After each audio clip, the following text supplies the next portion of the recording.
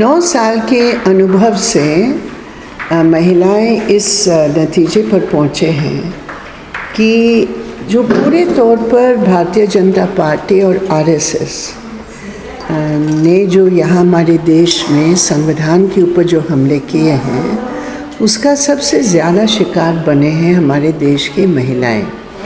इसमें 2 प्रकार का ये सम्मेलन में जो बातें आई, पहले ये कि जो आरएसएस की जो आइडियोलॉजी है, आरएसएस का जो विचारधारा है, वो विचारधारा के तहत मनोवादी सोच और हिंदुत्ववादी सोच जो सेक्युलरिज्म के खिलाफ, जनवाद के खिलाफ, सामाजिक न्याय के खिलाफ, जाति प्रथा को बढ़ावा देती है, महिलाओं की दूसरे दर्जा का बढ़ावा देती है, तो ये सोच इस पूरे प्रदेश और इस पूरे देश को प्रदूषित किया है।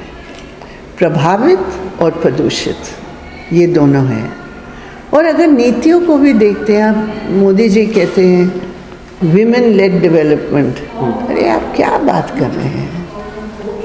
विमेन लेड डेवलपमेंट, महंगाई बढ़ रही है, महिलाओं के ऊपर इतना बोझ है, महंगाई बढ़ रही है, रोज़गार नहीं है। जिस रूप में एक पुरुष प्रधान समाज में औरतों को अपनी ज़रूरतों को काट कर पूरे परिवार और देश को चलाने के प्रयास कर रहे हैं, मोदी सरकार तो इसको स्वीकार ही नहीं करते हैं। नीति की बात अगर कहें तो एक तरफ मनुवादी हिंदुत्ववादी विचारधारा और दूसरी तरफ पूरे तौर पर पूंजीवाद के अग्रसर रूप, जिसमें असमानता इतना बड़ा है। तो इसलिए कुल मिलाकर अगर हम देखते हैं पिछले 9 साल के अनुभव, महिलाएं पीछे गए हैं। और सबसे जो बड़ा हमला है हमारी यूनिटी के ऊपर। देखो, धार्मिक आस्था को आप एक राजनीतिक हथियार के रूप में बनाकर आप एक महिला को दूसरी महिला के प्रति एक नफरत आप पैदा कराएंगे।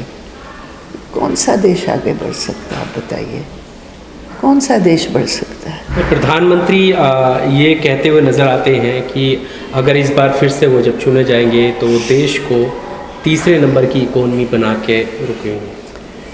देखिए, आज वो कहते हैं कि हिंदुस्तान सबसे 5वां नंबर पे सबसे बड़े इकोनॉमी है।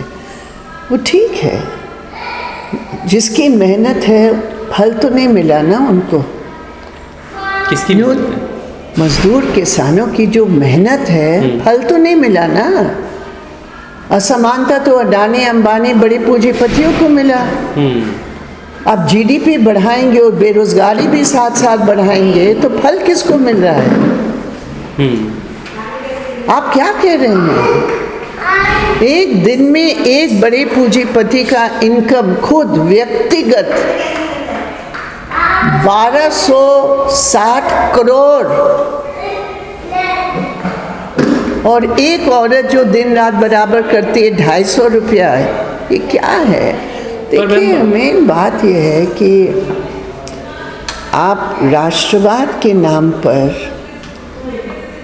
जो भगत सिंह की राष्ट्रवाद रहा, जो स्वतंत्र सेनानियों का राष्ट्रवाद रहा, उसको पूरे तौर पर तोड़ मरोड़ कर आप किसी विशेष धर्म के साथ जोड़कर राष्ट्रवाद करेंगे तो देश कभी आगे नहीं बढ़ सकता। पर मैम, ऐसे में एक ज़रूरी सवाल ये भी है कि इसी देश में जो बहुसंख्यक है वो अपने आप को असुरक्षित महसूस कर रहा है, हिंदू धर्म को खतरा है, इस तरीके के स्लोगन।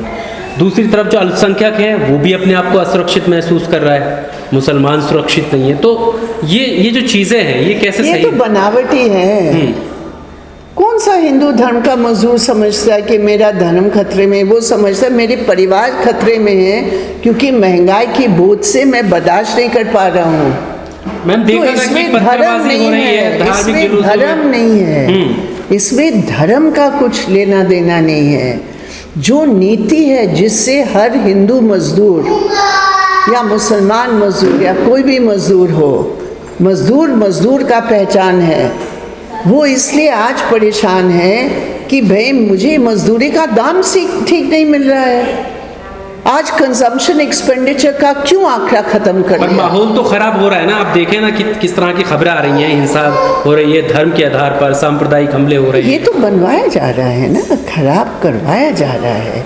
जब आप बुनियादी बातों का हल नहीं निकालेंगे, आप लोगों के दिमाग को डाइवर्ट करेंगे, आप जो आर्थिक परेशानी, सामाजिक परेशानी उसको एक तरफ करेंगे और फिर लोगों को बांट के राज करोगे, तो क्या ये हिंदुस्तान की मदद हो रही है क्या?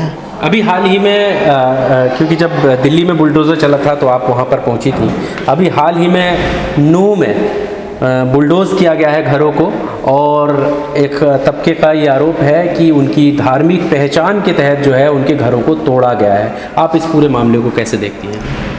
नहीं, वो क्यों कहेंगे? वो तो सरकार जिसने बुलडोज़र चलाया वो तो खुद ही बोल रहे हैं कि तुम लोग दंगे में थे, चाहे कोर्ट केस हो या ना हो, नोटिस दिया हो या ना हो, तुम दंगे में थे। बाकी जो लोग दंगे में थे और जो करवाए गए उनके ऊपर कुछ नहीं, तो नेचुरली ये पहचान की बात थी और हाई कोर्ट ने रोका बुलडोज़र को।